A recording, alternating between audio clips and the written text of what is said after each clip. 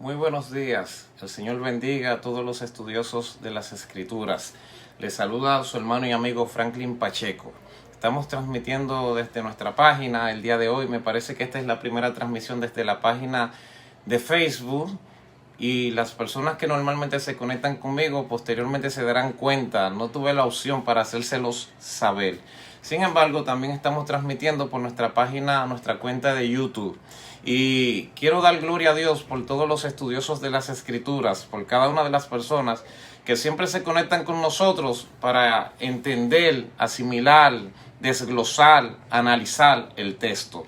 Ya tenemos, hoy es la quinta y última clase de ética ministerial y estamos tratando algunos puntos que son sumamente importantes y básicos en el desarrollo de lo que son las características que deben identificar a un ministro, a alguien que preside, que dirige, que enseña, sea pastor, sea evangelista, sea maestro, sea apóstol, sea profeta. Cada uno de nosotros debemos tener cualidades que nos identifican y para esto es la ética ministerial. Así que, estudioso de las Escrituras, oremos. Señor Todopoderoso, te doy gracias. Gracias por el privilegio que me concede al poder comunicar tu palabra y poder comunicar tus verdades por medio de esta página, Señor. Que tu nombre sea glorificado, que tu nombre sea exaltado en lo sumo, Dios. Que cada una de las personas a los que llegue este mensaje y esta enseñanza sean ministrados y sean bendecidos en el nombre de nuestro Señor y Salvador Jesucristo. Amén y amén. Gloria a Dios.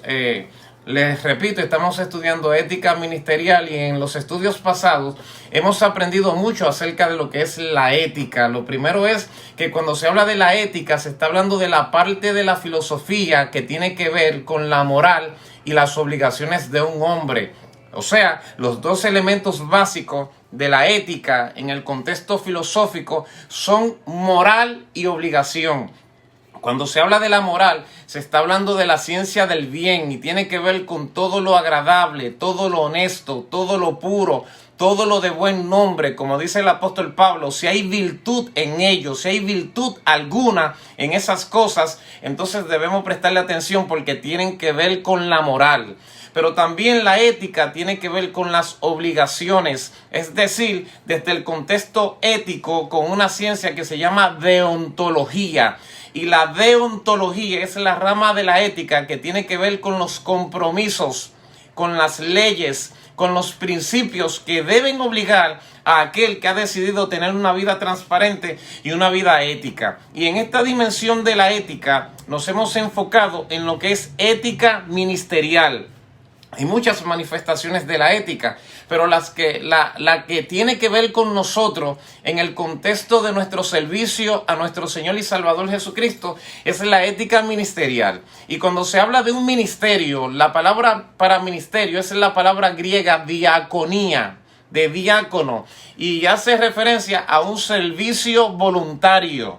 Por ejemplo, en nuestra sociedad existen diferentes ministerios: el Ministerio de Salud, el Ministerio de Educación, el Ministerio de Defensa, el Ministerio de Interior y Policía, el Ministerio de Relaciones Exteriores. Y cuando se habla de un ministerio, se está hablando de una institución o una organización cuyo fin es servir, alcanzar a aquellos que necesitan lo que ellos hacen. Entonces, la ética ministerial tiene que ver con el servicio dentro de la iglesia. En el contexto cristiano tenemos 5 ministerios básicos: apóstol, profeta, evangelista, pastores y maestro, y que se subdividen en muchas manifestaciones de servicio cuyo propósito principal es alcanzar las vidas de las personas.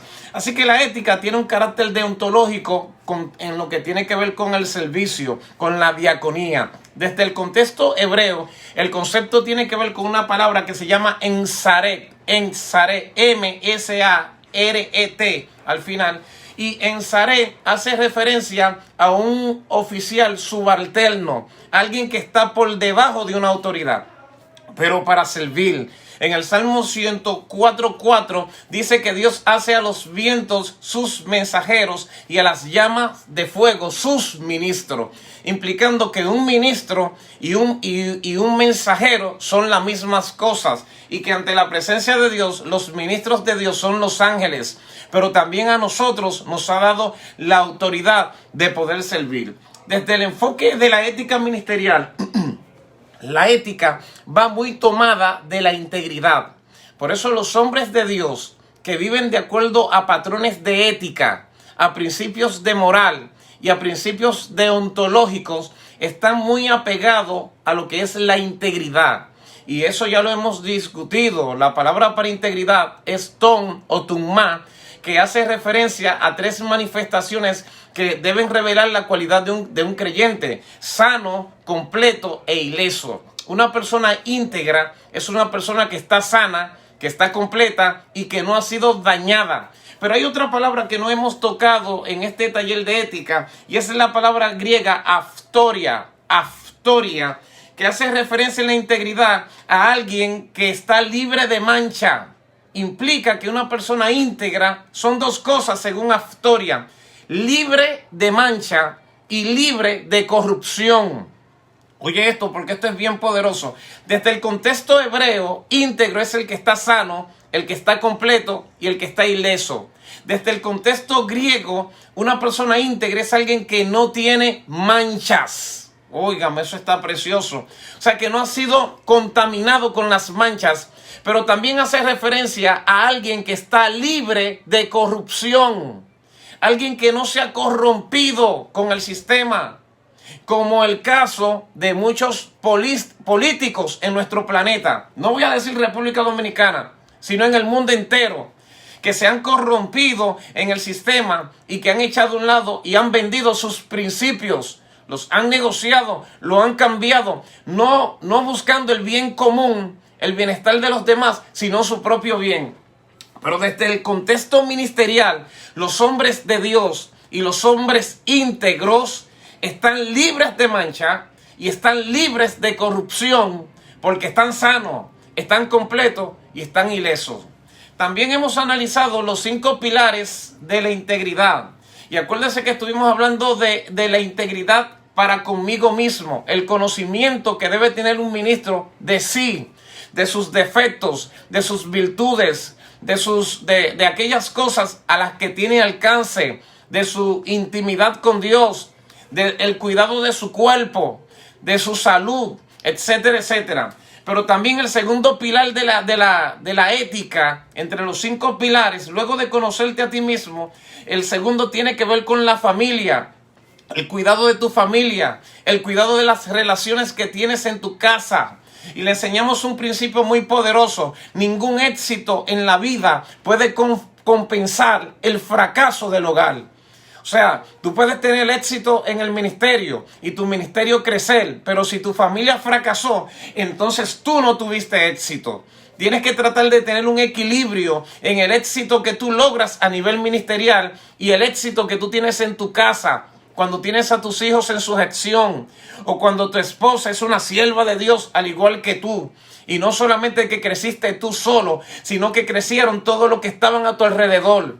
Claro que con sus ligeras excepciones, porque encontramos casos de hombres que han sido virtuosos, que han amado a Dios, pero que no necesariamente los miembros cercanos de su familia lograron manifestar ese amor que tiene el padre, el patriarca de esa casa. Se han dado sus casos, porque acuérdese que esto es una guerra espiritual. Pero no debes permitir que tu ministerio crezca más que tu familia. Por eso en el orden ministerial está tu relación con Dios, luego tu relación contigo mismo, luego tu relación con tu familia. Y entonces entra el tercer pilar de la ética, que son las finanzas, el buen manejo financiero que deben tener los ministros. Cuando toman prestado, pagando, y si es posible no endeudándose, y sabiendo manejar el dinero de la congregación, en el caso de los pastores. Una de las enseñanzas que me dio mi amado pastor Ventura Popa González, que nunca podré olvidar, él siempre me dijo: cuida la finanza de la iglesia, porque el dinero de los hermanos es su sangre. La finanza de la iglesia es la sangre de los hermanos, es el esfuerzo de ellos, es su sacrificio. No te sientas dueño de eso, cuídalo. Y me dio ese principio y me lo enseñó y se lo voy a agradecer mientras vida tenga. Entonces, en la ética con la finanza, los ministros deben saber que el dinero de la iglesia no les pertenece, que el dinero de la iglesia ellos simplemente son administradores, que el obrero es digno de su salario, lo dice la Biblia, pero el obrero es digno de su salario, no de todo el salario, gloria a Dios. Entonces la ética de la finanza es fundamental para el éxito ministerial. Y hoy que vamos a cerrar, gloria a Dios, nuestra conferencia y vamos a ver cómo lo hacemos en un tiempo bastante prudente, que ya arrancamos y casi estamos terminando. Vamos a tocar el cuarto pilar de la ética, que tiene que ver con la sexualidad de un ministro, y el quinto pilar de la ética, que tiene que ver con el ministro y el poder, gloria a Dios. Entonces, en este contexto, desde la línea de la sexualidad, la ética de un ministro está muy relacionada con su vida sexual. Y cuando te digo con su vida sexual, es con la manera en la que se relaciona con el sexo opuesto, con la transparencia sexual. Todos nosotros somos seres sexuales y tenemos una ideología o una identidad sexual. Gloria a Dios. Por ejemplo, yo tengo mi esposa y tengo mis hijos. Evidentemente, soy marido de una sola mujer, un hombre heterosexual. Pero en esa dimensión de heterosexualidad, encontramos personas en el ambiente social que no se pueden detener con ser maridos de una sola mujer y que tienen que incurrir en prácticas ilícitas. El hombre natural actúa de esa manera. No necesariamente todos, pero sí encontramos personas allá afuera, y cuando digo allá afuera, fuera del vínculo del cristianismo, que tienen sus esposas y que de repente encontraron una mujer en la calle que les llamó la atención y estuvieron con esa mujer y compartieron con ella y se acostaron, viceversa, hombres, mujeres. Eso forma parte de la práctica pagana de la sociedad, pero en el cristianismo, en el cuerpo de Cristo, no es así. Los hombres son maridos de una sola mujer y las mujeres son esposas de un solo hombre. Porque cuando un hombre se une a una mujer, se vuelve un solo cuerpo con ella. Y entonces se transmiten toda la naturaleza biológica y espiritual que existen entre esas dos personas, se vuelve una. Y eso es muy peligroso. Por eso nosotros, dentro de la iglesia de Cristo, somos monogámicos. Gloria a Dios. Nosotros creemos en el matrimonio, en un solo matrimonio, en una sola pareja, hasta que la muerte los separe. Ahora, si la muerte los separó, evidentemente el ministro, luego de un tiempo razonable, puede restaurar su vida sexual, casarse con otra persona, pero mientras su esposa esté viva, esa será su esposa, mientras vida tenga ella y mientras vida tenga él. Entonces, en esta área, según la historia moral y ética de la iglesia, hemos entendido que los ministros han sido muy vulnerables a las tentaciones en tres dimensiones: las que tienen que ver con el dinero, las que tienen que ver con la fama y el reconocimiento, y las que tienen que ver con la sexualidad. Acuérdese que los líderes y los hombres de Dios no necesariamente son perfectos, y si ellos no cubren sus áreas de debilidad, estarán propensos a cometer muchos errores, y eso es muy peligroso. Tienes que cuidarte de esto. Por eso muchos ministros, cuando se habla de dinero, el dinero es su debilidad y con el dinero pecan. Y otros, su debilidad es hacerse famosos, ser reconocidos en el mundo en el que ellos se desenvuelven, dentro de la iglesia y aún fuera de la iglesia, y para preservar ciertos niveles de fama hacen cualquier cosa. Pero otros son muy vulnerables a la sexualidad. Hace algunos años, en una ciudad de Estados Unidos llamada Luisiana, hubo un juicio espectacular, increíble. Un teleevangelista demandó a otro teleevangelista por $90 millones. Y los dos teleevangelistas, en el juicio que se ejecutó, tuvieron que confesar que habían cometido faltas sexuales gravísimas. desde estar con prostitutas y cosas que los comprometían. Y eso fue, hermano, un golpe bajo para el cristianismo alrededor de todo el mundo. No hay que mencionar los nombres porque las personas que estuvieron en ese tiempo, los que vivimos en ese tiempo y que teníamos cierta conciencia, nos dimos cuenta de lo que sucedió. La vida de estos ministros estaba dañada por indiscreciones sexuales. Habían caído de la gracia, pero mientras habían caído de la gracia, seguían ministrando en el altar hasta que ellos mismos, entre ellos mismos, se sacaron los trapos sucios. ¿Por qué cayeron en tentación estos ministros? ¿Por qué se dieron al placer? ¿Por qué se dieron a la lujuria? ¿Por qué se dieron al deseo? Primero vamos a entender qué son las tentaciones en este contexto. Cuando se habla de una tentación, hay una palabra que define el concepto de tentación, que es la palabra peirasmo, que se traduce como una prueba. Oiga esto, una tentación es una prueba. Lo que pasa es que las tentaciones, desde la óptica de la prueba, tienen múltiples dimensiones. Por ejemplo, desde la óptica divina, aquello con lo que el diablo te tienta será lo mismo con lo que Dios te prueba. Dios no te va a tentar, pero Dios va a permitir situaciones en las que te veas tentado para probarte. ¿Estás entendiendo un asunto? Por eso una de las dimensiones de la tentación es prueba. Pero otra dimensión de la tentación es seducción, que es el impulso interno natural del hombre hacia el pecado.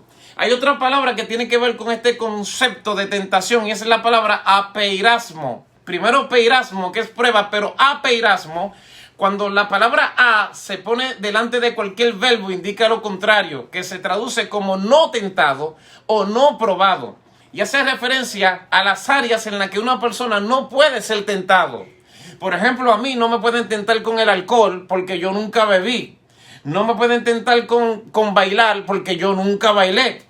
Yo me convertí a los 18 años de edad. Y cuando me convertí, mi mamá me tenía sujeta. Yo vengo de un hogar materno. Mi mamá me tenía sujeta y me decía, tú no vas a parar a la calle, tú no vas a bailar, tú no vas a brincar hasta que tú no seas un hombre y cumplas 18 años. Y me tenía sujeto. Y yo estaba esperando cumplir los 18 años para explorar y para conocer el mundo. Pero cuando cumplo los 18 años, el Señor me llama. Y entonces entro en el Evangelio. Así que no tuve la oportunidad, gracias a Dios, de conocer nada de lo que se practica allá afuera. Y Dios me permitió entrar hasta cierto nivel a la línea del hombre del Salmo 1, que no anduvo en consejos de malos, que no estuvo en caminos de pecadores, que no se sentó en silla de escarnecedores, sino que en la ley del Señor está su delicia y en su ley medita de día y de noche. A Dios sea la gloria por ello, ¿verdad que sí?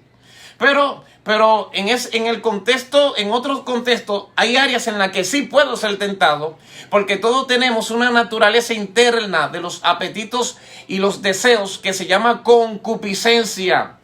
Santiago 1:13 dice, si alguno es tentado, no diga que es tentado de parte de Dios, porque Dios no puede ser tentado por el mal, ni Él tienta a nadie, sino que cada uno es tentado cuando de su propia concupiscencia es atraído y seducido. La concupiscencia, después que ha concebido, da a luz el pecado, y el pecado, siendo consumado, da a luz la muerte. Implica que el hombre es atraído y seducido cuando de su propia concupiscencia es atraído y seducido. Es decir, sus propios deseos, su propia inclinación. Ahora bien, cuando la concupiscencia concibe por la atracción aceptada o permitida, que es ahí donde entra la palabra iniquidad, el concepto de iniquidad, que tiene que ver con quebrantar la ley, con quebrantar el mandamiento interno que fue depositado. Entonces, cuando se activa la iniquidad por el deseo de la concupiscencia, el pecado es concebido dentro del hombre. No significa que el hombre lo ha materializado, pero ya el pecado ya está embarazado del pecado. Por eso hay muchas personas que han concebido el pecado porque están abrazando pasiones y deseos que los están destruyendo. Y a esas personas es necesario practicarle un aborto. En el único sentido donde yo estoy de acuerdo con el aborto es cuando el Señor interviene para hacerte abortar un pensamiento en el cual tú ya cediste por tu concupiscencia y que te embarazó. Y yo percibo en mi espíritu, y yo estoy convencido de esto, que hay personas que en la guerra espiritual, porque estamos en una guerra bastante amplia contra las tinieblas, han sido heridos en sus pensamientos, en sus razonamientos, en sus deseos, en sus sentimientos, y han concebido, y ya están embarazados, y solamente les falta consumar el hecho. Pero el Señor quiere intervenir en tu vida en esta hora. Yo espero que lo haga. Si hay alguien que me esté escuchando, a donde puedan llegar estas señales, que me esté escuchando y que se sienta que ha concebido que lo único que le falta es materializar completamente el hecho, en el nombre del Señor, que el Señor te practique un aborto y te saque eso que se formó dentro de ti, porque tu Dios no te diseñó para que tú cayeras de la gracia. Tu Dios no te diseñó para que el enemigo trapee el piso contigo. El Señor te diseñó para que hagas cosas extraordinarias y para que el reino sea establecido alrededor de ti. Entonces, en este contexto podemos decir que la raíz del pecado, la raíz de las tentaciones, el elemento que utilizan las tentaciones son, número uno, las iniquidades. La concupiscencia, número uno. Número dos, las iniquidades. Y número tres, la curiosidad. Y oye que hay un elemento nuevo aquí. ¿Sabías tú que hay gente que no necesariamente tienen la necesidad o el deseo de hacer cosas que las van a hacer por curiosos? Un ejemplo, un joven que nunca ha probado la droga, que nunca ha probado el alcohol, de repente alguien le está diciendo bébete un trago, pero él no sabe lo que es eso, así que no tiene necesidad de ello. Pero el enemigo activa la curiosidad para hacerlos caer. Y este concepto de la curiosidad, según lo que entiendo, fue la herramienta que utilizó Satanás para hacer caer a Eva, porque Eva no tenía concupiscencia. Adán y Eva no tenían concupiscencia y Adán y Eva no tenían iniquidad, pero tenían curiosidad. Por eso la serpiente dijo, si comes de ese árbol serás como Dios, conocerás el bien y el mal. Y le activó la curiosidad. Cuando investigué el significado de curiosidad, desde la línea en el latín, curiosidad se traduce como deseo de saber. La curiosidad es el deseo de saber algo, el deseo de conocer algo que no conocía. Entonces se manifiesta el tercer elemento, que es una de las razones por las que hay personas que caen en una tentación.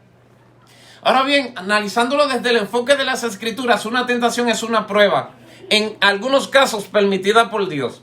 Y aquí te voy a leer un texto bíblico, estudiosos de las Escrituras. Hechos, capítulo 20, versículo 19. Oiga lo que dice Pablo.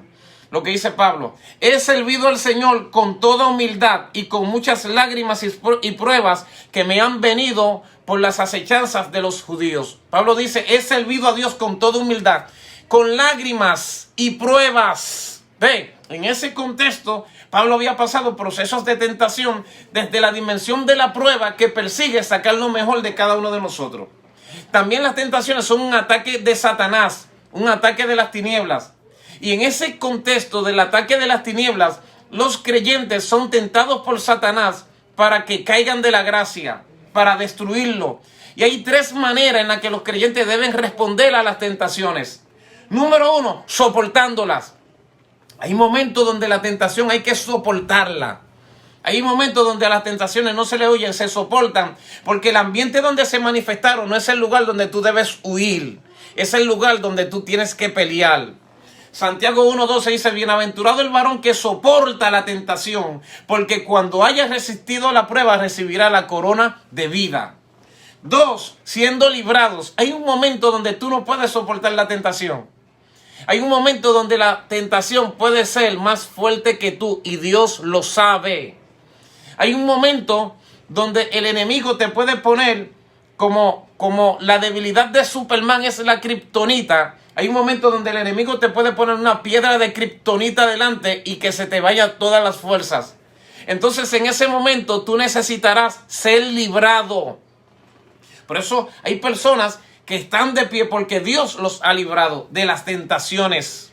Segunda de Pedro, capítulo 2, versículo 9, que es lo que dice. Sabe el Señor librar de tentación a los piadosos y reservar a los injustos para ser castigados en el día del juicio.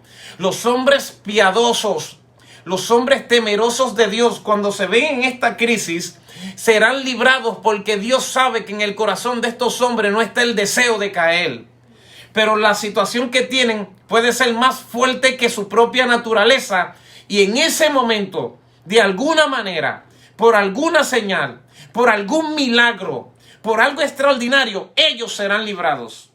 La tercera manera de enfrentar una tentación es huyendo de ella. Segunda de Timoteo, capítulo 2, versículo 22.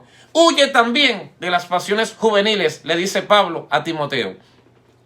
Y oye lo que Pablo está diciendo. Está diciendo que estas tentaciones de las que hay que huir son pasiones juveniles. Y usted se preguntará, si son pasiones juveniles, entonces solamente tienen que darle a los jóvenes. Pero te digo que no.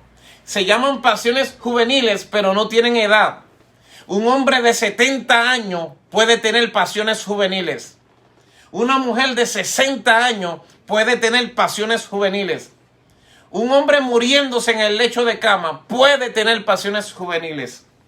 Y de las pasiones juveniles no dice que la enfrentes ni que la soportes. Dice, huye de ellas.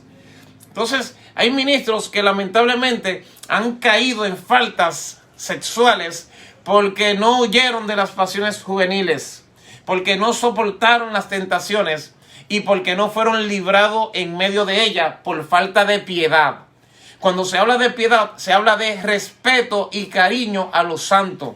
Cuando un hombre respeta las cosas de Dios, es un hombre piadoso, Dios meterá su mano en el fuego por ese hombre para que no se queme. ¿Cuáles son las causas por las que un ministro pudiera cometer infidelidad sexual? Las razones. La primera razón, y pueden apuntar los estudiosos de las Escrituras para que ustedes compartan esta conferencia, este taller con otras personas. La primera razón puede ser el descontento.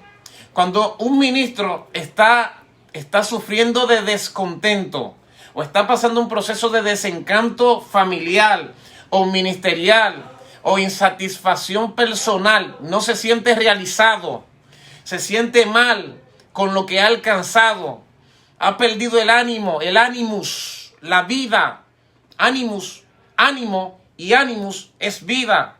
Ha perdido la chispa por las situaciones en las que ha vivido. No se siente satisfecho con su carrera. No logró ser lo que quiso ser. O no vio que sus metas se materializaran. Ese descontento puede llevar al hombre a un nivel de vulnerabilidad en la que puede ser propenso de una caída. Dios te libre de eso, hermano. Creo que todos hemos pasado por esa situación, pero hay que levantarse. Tú no te puedes quedar en el piso cuando estás desanimado, cuando te falta ánimo. Es una situación que Satanás puede aprovechar para destruir tu ministerio. La segunda causa por la que una persona puede caer en tentaciones y cometer indiscreciones sexuales es el aislamiento. Es decir, cuando una persona se recoge tanto que se desconecta de todo el mundo y no tiene amigos, no tiene compañeros, no tiene personas con las que compartir. Esa persona es un candidato para caer, es un candidato para perderse, gloria a Dios. Necesitas tener amigos, es importante tener amigos. La Biblia dice, el que es amigo ha de mostrarse amigo, y hay más amigos que un hermano. Tú tienes que tener personas que sean tus amigos, a los que tú le puedas contar tus problemas, a los que tú le puedas contar tus necesidades. Hay amigos que yo le llamo zafacones.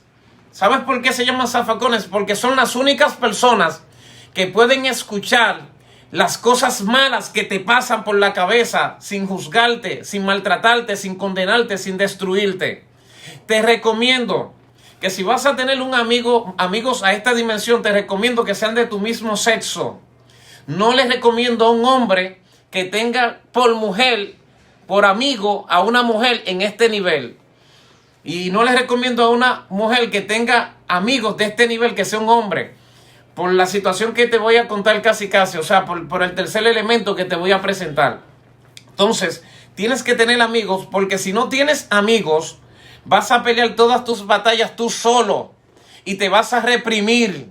Y si te reprimes, va a llegar un momento que serás una bomba de tiempo al punto de explotar. Tienes que tener a alguien de confianza a quien tú le digas, me está pasando esto, o me pasó esto, o hice esto, aquello y lo otro. Y que sea una persona que no te vaya a apoyar si hiciste algo malo, que te reprenda si tiene que reprenderte, que te confronte si tiene que confrontarte, pero que también sepa darte un abrazo si lo necesitas, sepa orar y llorar contigo si necesitas que llore contigo. Eso te va a ayudar a no caer.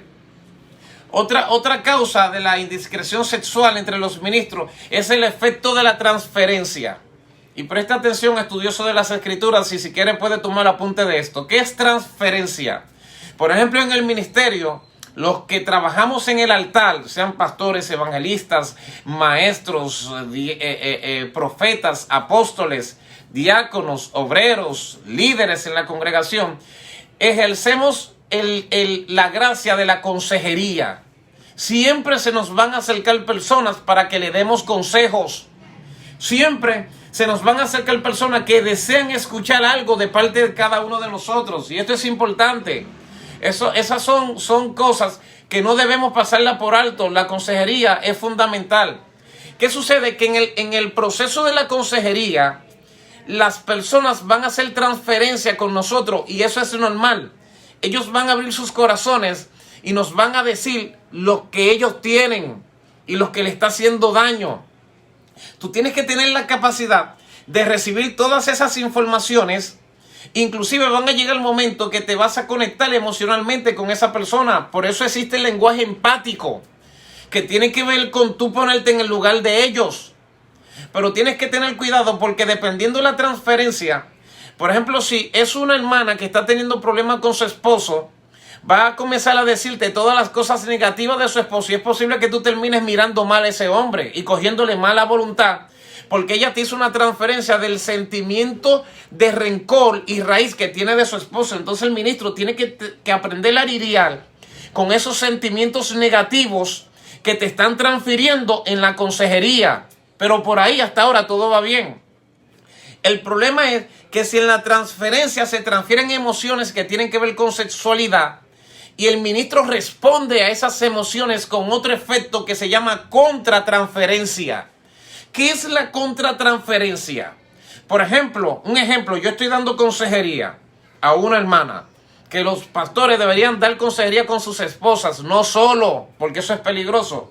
Pero en la consejería ella me dice algo que le está afectando de su matrimonio y eso que ella dijo me afecta. Y luego yo vengo y le digo, mira, a mí también me está afectando algo de mi matrimonio. ¡Fua! Y le digo a ella algo de mi matrimonio. Ya hubo una transferencia de doble partida, transferencia y contratransferencia. Y esas transferencias pueden hacer que surja un efecto que se llama ligadura. Que nazca una ligadura inapropiada allí. Y entonces ya lo próximo que queda es una caída. De ahí es que entonces viene otro elemento de caída que es la seducción. Que, por ejemplo, tienes que tratar de no ligarte con personas seductoras. Porque hay gente seductores en el ministerio. Y luego el último elemento que es el vínculo emocional. Que es el resultado de esa comunicación de doble partida en la cual las almas se conectaron emocionalmente. Y este punto, el del vínculo emocional, es el más peligroso en el momento en que una persona cometa indiscreción sexual. ¿En qué consisten los vínculos emocionales? Cuando se habla de un vínculo emocional, se está hablando de la relación no material que se establece entre dos personas. No es una relación material, es una relación espiritual, intrínseca. Es como cuando dos personas conectan sus emociones en mutuo acuerdo. Es como cuando las emociones X y las emociones Y son un rompecabezas y ambas encajan perfectamente. Hubo un vínculo. Y el vínculo emocional es más fuerte que todo lo que yo te he mencionado anteriormente. Es más fuerte que la atracción. Es más fuerte que la seducción. Es fuerte, es fuertísimo. Puede destruir la vida de cualquier persona. Los vínculos emocionales existen, son reales y hay vínculos que están con legalidad. Por ejemplo, el vínculo que tiene el esposo con su esposa es un vínculo emocional. Cuando un hombre deja de querer a su esposa o cuando una mujer deja de querer a su esposo es porque el vínculo emocional que los unía se rompió. Para que eso suceda tienen que pasar cosas muy feas y muy fuertes en ese matrimonio. Pero cuando los vínculos emocionales se rompen, el matrimonio entra en un nivel que lo único que falta es el divorcio.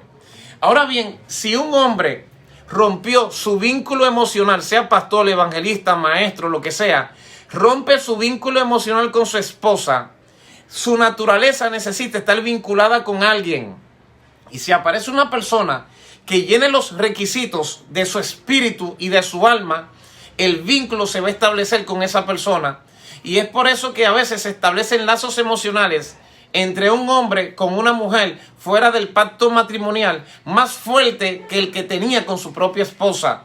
Y es ahí entonces donde vienen los escándalos, donde se mete el diablo, donde el ministerio se destruye, donde aunque le den consejería a ese líder, mira, no hagas esto, él no puede detenerse porque está preso. Está preso. Eso solamente lo rompe Dios, hermano. Cuando la persona reconoce que está mal y se humilla con llantos y con lágrimas. Así que está el vínculo matrimonial. Están los vínculos paternos, que son los vínculos que tienen los hijos con los padres y los padres con los hijos. Y están los vínculos emocionales de las amistades. Yo tengo amigos que estoy apegado a ellos emocionalmente, porque son mis amigos. Si les va mal, es como si me fuera mal a mí. Si ellos lloran, yo tengo deseo de llorar cuando ellos lloran.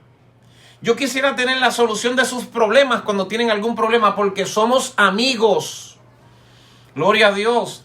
Entonces, el problema está cuando el vínculo emocional que tú debes tener con tu esposa lo tienes con tu amiga. O cuando el que tienes que tener con tu esposo lo tienes con tu amigo. Entonces, tenemos un problema bastante serio. Porque esos vínculos hacen que tú te conectes con esa persona y que tu mundo literalmente se convierta en esa persona. Tú veas por los ojos de esa persona. Tú anheles el bien de esa persona y tú estés dispuesto a dar lo que sea por estar con esa persona. Y entonces ahí es donde nace el concepto de ligadura de alma. Ligadura de alma. ¿Qué es ligadura de alma? Cuando dos almas que no tienen legalidad para estar ligadas se unen.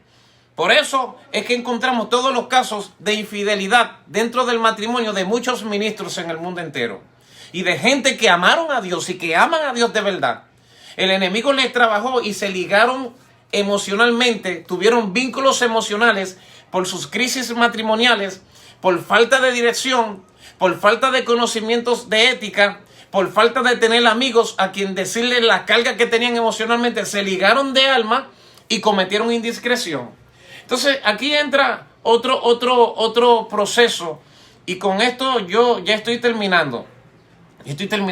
Luego de que está la ligadura de alma, lo que sucede automáticamente, oigan esto, yo no sé si hay pastores que me están mirando ahora mismo por este medio, o líderes, cuando una persona tiene ligadura de alma con otra persona fuera del pacto matrimonial, ya no es vínculo, es ligadura. Vínculo emocional es una cosa que se puede revertir, pero ligadura de alma es el nivel más elevado del vínculo cuando ya tus ojos están puestos en otra persona que no deberías ponerlo. Tus emociones, tus pensamientos, tu imaginación. Tú te ves con esa persona. Entonces entra el contexto de la ligadura de alma y entra un fenómeno que se llama infidelidad emocional. Présteme atención, que esto es muy serio y esto es muy importante. ¿Qué es la infidelidad emocional?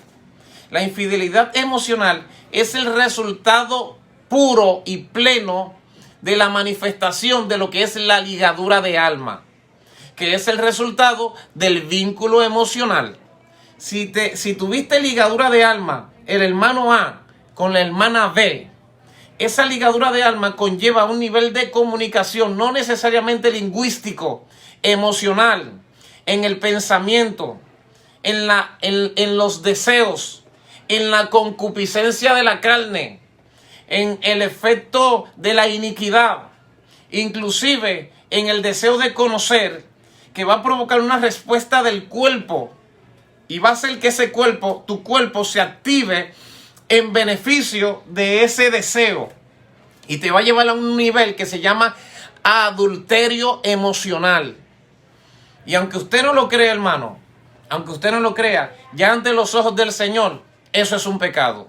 Eso es un pecado que hay que trabajarlo. Porque acuérdate, la concupiscencia luego de que ha concebido, está embarazada, da a luz el pecado, y el pecado siendo consumado da a luz la muerte. En ese vínculo lo único que falta es la consumación.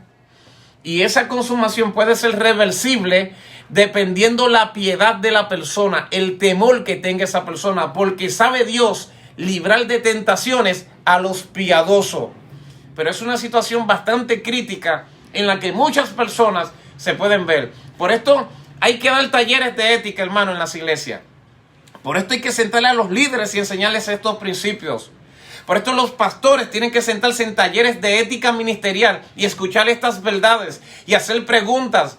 Porque aquí todo el mundo puede ser vulnerable.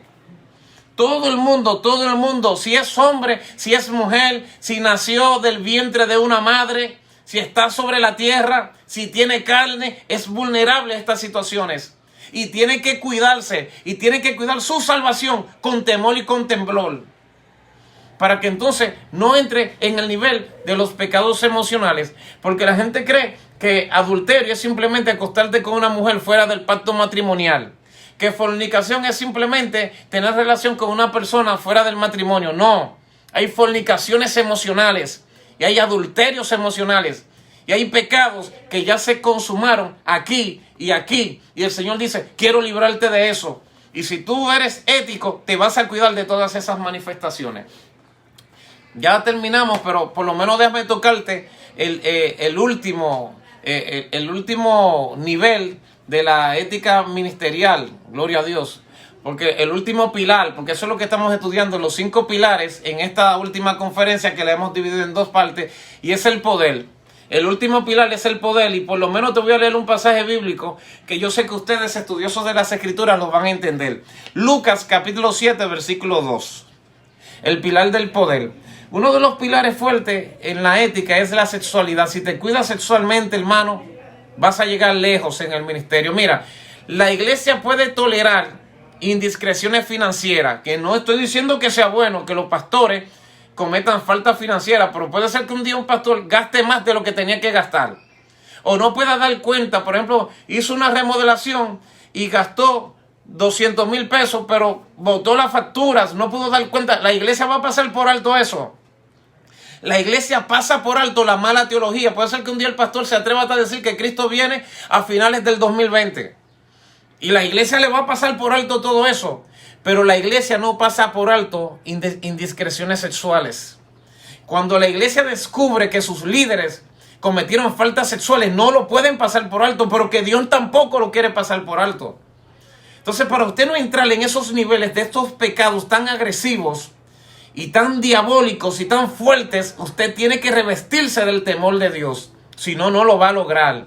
Hay que ser temerosos de Dios. Cuando tú estás amarrado, cuando tú estás preso, cuando el diablo te ha zarandeado, cuando te están jalando la cuerda, tiene que ser temeroso de Dios para decir, mejor me muero pero no peco. Y es ahí entonces donde sabe Dios librar de tentaciones a los piadosos. Pero también hay otro asunto que hace que los ministros tengan problemas, y es el poder. El poder cuando no se sabe utilizar. Los pastores tienen poder, los apóstoles tienen poder, los evangelistas tienen poder, los profetas tienen poder, los maestros tienen un poder, una autoridad que Dios le ha dado.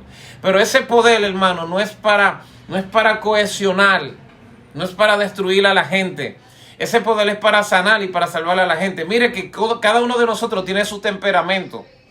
Yo soy una persona de temperamento. Y a mí me molesta el irrespeto. No hay una cosa que me moleste más que ver los abusos y el irrespeto. Y a veces, cuando yo veo a una gente faltando el respeto al otro, ¿te entiendes? Utilizo mi autoridad para ponerle el orden, pero a veces hasta se me puede ir un poquito la mano y entonces me siento mal. Mi esposa, que me conoce, sabe que yo sé durar hasta 3 días sintiéndome mal cuando he llamado la atención de forma un poquito fuerte por el irrespeto. No necesariamente a mí, el irrespeto a otras personas. Pero la autoridad es para utilizarla y no destruirle a la gente. Y hay un pasaje aquí, pastores que me están escuchando, que ustedes deben tenerlo en cuenta. Lucas 7:2, oigan lo que dice. Y el siervo del centurión, a quien éste quería mucho, estaba enfermo y a punto de morir. Cuando el centurión oyó hablar de Jesús, le envió unos ancianos de los judíos rogándole que viniese y sanase a su siervo. Y ellos vinieron a Jesús y le rogaron con solicitud diciéndole: es digno de que le concedas esto. Oye, la gente están intercediendo por este hombre que tiene autoridad y dicen: Señor, es digno de que tú le escuches esta petición, porque ama a nuestra nación y nos edificó una sinagoga. Este señor había usado su autoridad y había usado su poder para beneficiar a la gente. Así que ahora la gente están intercediéndole a Dios por él y le están diciendo: Señor, este hombre es digno de que tú hagas con él lo que él te pida, porque ama a nuestra nación. Y ha utilizado su autoridad, su poder, hasta su dinero para edificarnos una sinagoga. Pastor, líder, profeta, mira para qué es que se usa el poder. ¿Qué cantidad de poder necesita utilizar un pastor? ¿Qué cantidad de autoridad necesita utilizar un líder? La suficiente para ser amado, para ser respetado, para que la gente ore por ti, para que la gente te llore si te mueres. ¿Sabía usted que hay líderes que cuando se mueren la gente no lo llora? ¿Sabía usted que hay pastores que cuando los mueven de un lugar a otro o cuando los remueven del ministerio, la gente se da por el pecho y dice: qué bueno que se fue? Entonces, la autoridad que tú necesitas utilizar es la suficiente para que la gente te ame. Si cuando, por ejemplo, si tú estás en República Dominicana y un día sucede algo y te vas a pastorear para Estados Unidos y la gente no llora cuando tú te vas, entonces porque no te amaron, no te ganaste el amor de la gente, usaste mal tu autoridad. Así que ellos le dijeron: Señor, se lo merece. Nos edificó una sinagoga. El poder no es para que la gente se sienta oprimido contigo. El poder es para que la gente diga: óyeme, este hombre tiene tanta autoridad y tiene tanto poder, pero al mismo tiempo es tan humilde y es tan sencillo que lo amo. Y oran a Dios para que Dios te siga bendiciendo. Y oran a Dios para que Dios siga guardando tu vida. Si eres un ministro ético, lo vas a lograr. Si guardas los 5 pilares de la ética, si eres ético para contigo mismo, si eres ético para con tu familia, si eres ético para con la finanza, si eres ético para con tu sexualidad, cómo te comportas con la gente del sexo opuesto, y si eres ético en tu administración de poder, serás un buen ministro. Dios te va a bendecir donde quiera que tú vayas. Tu ministerio florecerá y prosperará y crecerás en la tierra de los vivientes. El Señor te librará de tentaciones, abrirá su buen tesoro delante de ti. Los portales del cielo estarán a tu beneficio.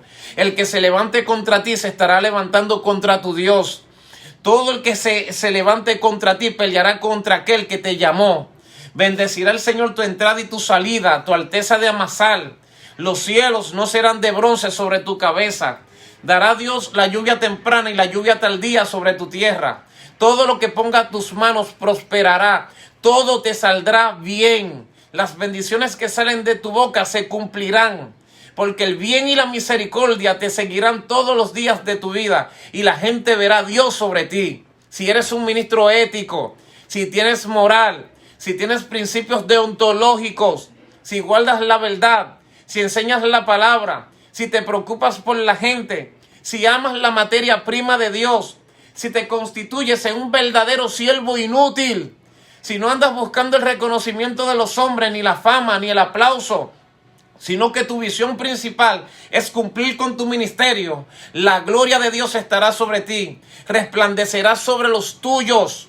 Tu ministerio prosperará, aunque comiences en un desierto. Tu ministerio cambiará el desierto en un palacio. Y los enfermos a tu alrededor verán que un hombre de amor los ha ministrado. Y la gente tendrá confianza. Y la gente tendrá fe en el Dios que te ha llamado. Así que guarda tu ministerio y cuídate, hermano mío, varón de Dios. Que el Señor guarde a los tuyos. Que el Señor guarde tus generaciones. Quiero orar por ustedes. Señor, te doy gracias. Te doy gracias por esta enseñanza que me permites ministrar en esta mañana. Te doy gracias por mis hermanos y mis amigos, por los pastores, evangelistas, profetas, apóstoles, maestros, miembros de las congregaciones, a lo que esta palabra pueda alcanzar. Te presento al pastor Cortés y a la pastora Gloria, Señor, que su hijo está siendo intervenido ahora mismo, en este momento, Dios. Te pido que tu mano y tu poder lo alcance en la sala del hospital y que todo salga bien. También te presento a aquellos que están pasando por una tentación y que están en un estado de vulnerabilidad. Padre, Señor, no los dejes caer en tentaciones. Líbralos del mal, Dios, en el nombre de Jesús. Amén y amén. Dios te bendiga, mi hermano. Gracias. El próximo jueves continuamos tratando temas de estudio. Gloria a Dios, con lo que estamos muy comprometidos. El Señor te guarde y el Señor sea contigo. Amén y amén.